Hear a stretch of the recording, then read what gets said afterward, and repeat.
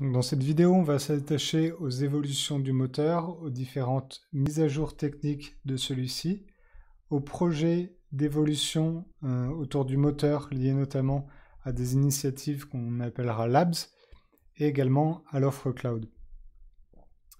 Donc concernant le moteur, plusieurs évolutions, mais la principale va être une amélioration en termes de performance grâce à l'exécution asynchrone des connecteurs. Il faut savoir que les connecteurs avant la version 7.9 étaient déclenchés par un mécanisme qu'on appelle de worker. Et ces workers étaient mis en attente de la fin d'exécution du connecteur.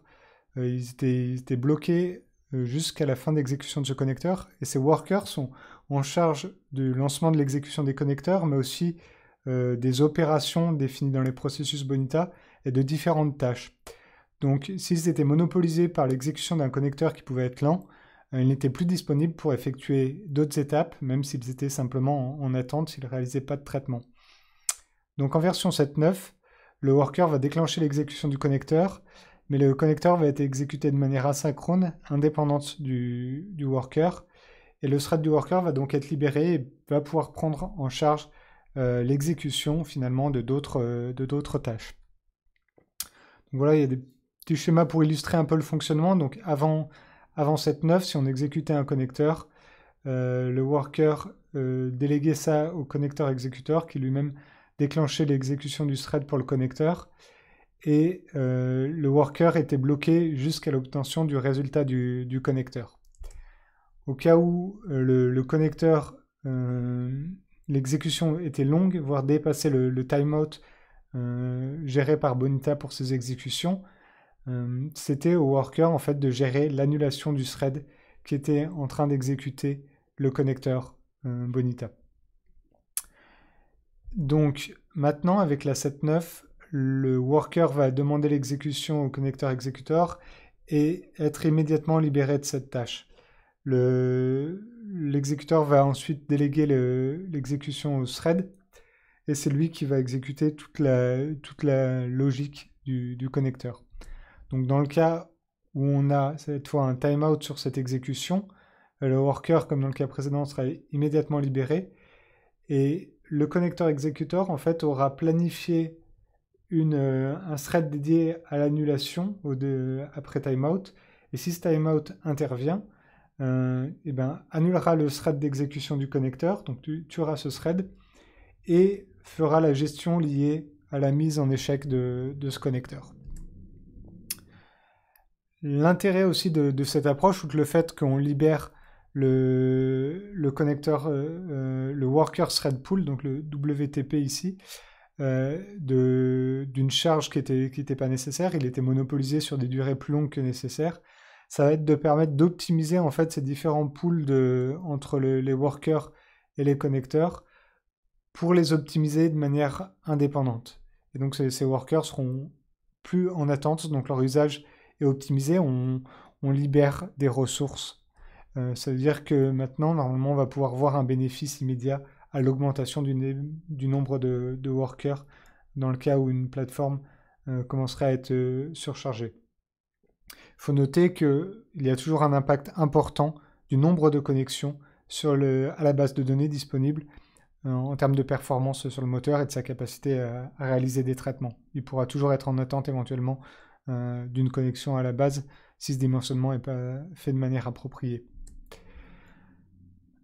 Donc ici, on voit un peu les évolutions en termes de temps d'exécution global d'un processus et en fonction de la durée, le temps d'exécution d'un connecteur. Donc dans notre scénario de test, si on augmentait le temps d'exécution d'un connecteur, donc on pouvait voir que le temps d'exécution global du processus augmente. On a la ligne bleue pour la 7.8.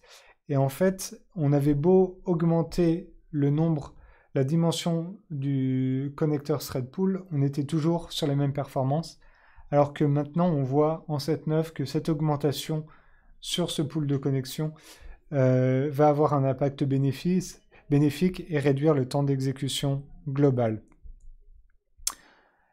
Maintenant, je vais présenter un peu les évolutions autour de la matrice des environnements supportés et quelques composants qui sont dépréciés dans la solution.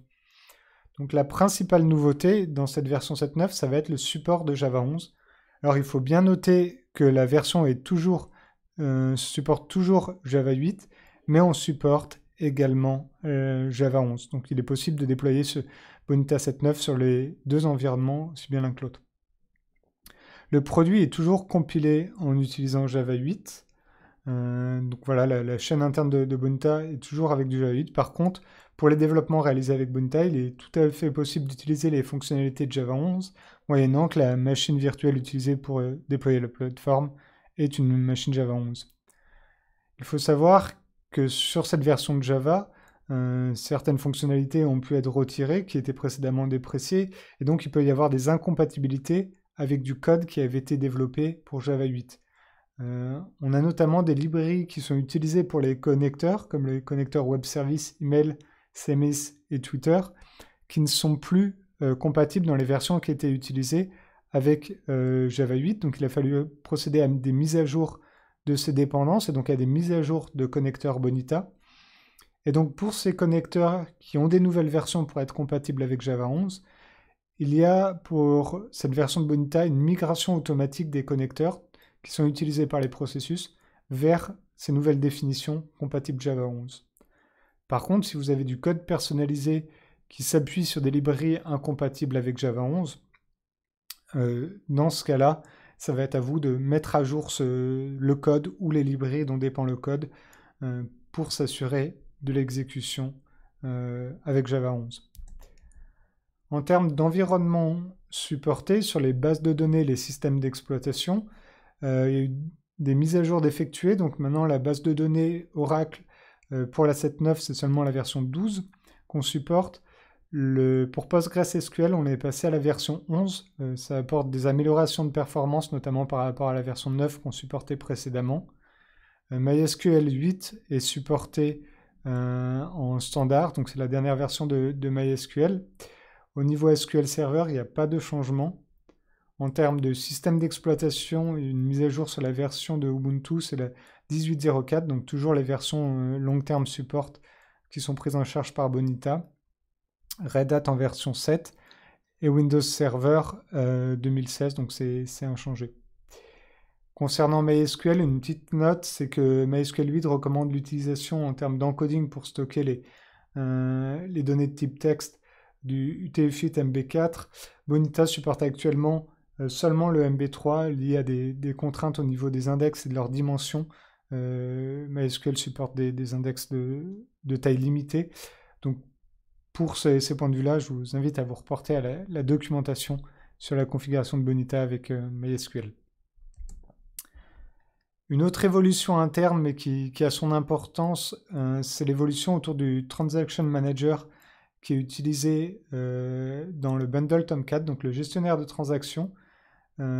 Tomcat, en tant que serveur d'application Java, ne fournit pas de gestionnaire de transactions. Et donc, le bundle Bonita fournissait le gestionnaire Bitronix. Maintenant, on passe sur le gestionnaire de transactions Arjuna. L'avantage, c'est que ce gestionnaire de transactions, en fait, est compatible avec SQL Server, ce que n'était pas Bitronix. Donc, ça permet d'utiliser le bundle Tomcat avec SQL Server. C'est le gestionnaire de transactions qui est inclus dans Whitefly. Donc, il a déjà été testé avec Bonita depuis longtemps. La compatibilité est garantie là-dessus sans problème. Et on a mis à jour, bien sûr, l'image Docker en conséquence pour utiliser ce gestionnaire de transactions. D'autres petites mises à jour, le bundle Tomcat, la version utilisée de Tomcat a été mise à jour, comme ça on bénéficie des différents correctifs d'anomalies et les différents correctifs de sécurité. Et également un ensemble de bibliothèques internes a été mis à jour, notamment autour de Spring, mais ça normalement ne doit pas avoir d'impact sur les développements réalisés avec Bonita. Différentes fonctionnalités sont dépréciées dans cette version, notamment les EJB vont être dépréciés, notamment parce qu'ils ne fonctionnent pas avec Java 11, également parce qu'en termes d'usage, on n'a pas identifié de client qui utilisait les UJB, et donc dans cette version, un message d'avertissement sera affiché aux utilisateurs qui pourraient encore utiliser ces fonctionnalités. la fonctionnalité sera probablement donc retirée en version 7.10 de Bonita. De la même manière, le bundle Wildfly va être déprécié parce que une des grosses motivations de l'utilisation de ce bundle était d'une part l'utilisation de SQL Server qui est maintenant possible avec le bundle Tomcat. Les EEJB étant aussi dépréciés, c'était une des raisons d'utiliser un serveur d'application complet comme Wildfly, mais maintenant, à terme, c'est une fonctionnalité qui va donc être supprimée et donc plus nécessairement le besoin d'avoir un serveur aussi complet que Wildfly. Et ça permet aussi, en termes de développement, d'allouer toutes les ressources sur le bundle Tomcat, de le tester peut-être plus en profondeur avec un bundle unique. Voilà un peu donc pour l'aperçu des évolutions autour du moteur. Et donc le sujet suivant, c'est les évolutions, l'apport d'une solution pour déployer Bonita dans le cloud. Donc avec la version 7.9, Bonita propose une offre d'hébergement dans le cloud. Donc via cette offre, vous disposerez d'un environnement qui est prêt à l'emploi, entièrement géré par BonitaSoft, et donc qui est forcément à jour en termes de version. Donc le monitoring de la plateforme et les SLA sont garantis par BonitaSoft, ainsi que tout l'aspect migration et mise à jour vers les dernières versions sont pris en charge par BonitaSoft. Cet environnement, il va bien sûr intégrer tout l'aspect Continuous Delivery de Bonita, donc c'est ce qui est proposé par le module BCD, donc pour faciliter l'automatisation du déploiement des applications sur ce cloud. Et les SLA, ils vont tout aussi bien garantir la disponibilité de la plateforme, mais aussi de l'équipe de support BonitaSoft. Donc ça, ce programme cloud est en bêta. C'est quelque chose qui va être donc mis en place et l'offre va être affinée. Et donc, il y a un programme qui est dédié pour accompagner les premiers utilisateurs qui souhaiteraient expérimenter le déploiement avec cette offre cloud. Donc également autour du moteur, on propose dans cette version 7.9 ce qu'on va appeler un Labs. Donc les Labs, ce n'est pas une version alpha ou bêta d'une fonctionnalité. C'est pas non plus, il n'y a aucune garantie sur le fait que ce qu'on va présenter dans les Labs va faire partie du produit Bonita. Et pas de garantie sur la stabilité non plus. Si la fonctionnalité a par exemple des API ou fichiers de configuration, il n'y a aucune garantie sur le fait que si jamais ça arrive dans le produit final, ça sera livré tel quel. C'est plutôt en fait un moyen de mettre à disposition de nouvelles fonctionnalités pour collecter des retours clients et utilisateurs sur les apports fournis par cette fonctionnalité, limitations, les cas d'utilisation qui auraient pu être oubliés. Donc réellement co-construire les futures fonctionnalités de Bonita avec les retours des clients et utilisateurs. Le but, c'est vraiment de construire les fonctionnalités les plus en phase avec les attentes des clients pour que ça apporte une réelle valeur ajoutée dans leur usage de la solution Bonita. C'est une démarche qui vise aussi à fournir des nouvelles fonctionnalités qui ont un certain degré de maturité, donc une certaine stabilité. Donc dans cette version 7.9, on propose une fonctionnalité autour de comment embarquer le moteur Bonita dans une application. Le but, c'est de prendre seulement le moteur de Bonita et d'être capable de l'embarquer dans une application.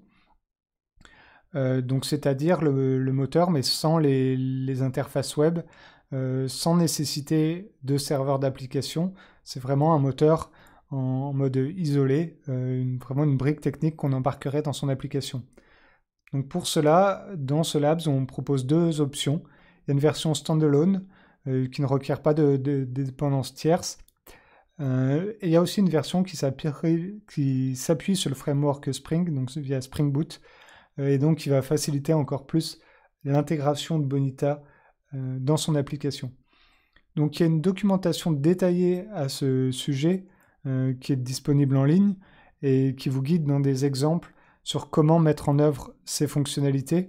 Donc si vous êtes intéressé par ce type de fonctionnalité, n'hésitez pas à consulter cette documentation et à nous faire part de vos retours via les différents canaux à disposition, que ce soit sur le forum de la communauté, que ce soit sur le tracker communautaire ou via les formulaires par exemple de Contact Us sur le site web. Voilà donc pour les aspects de Bonita, de mise à jour de Bonita autour du moteur, des labs et de cette nouvelle offre cloud.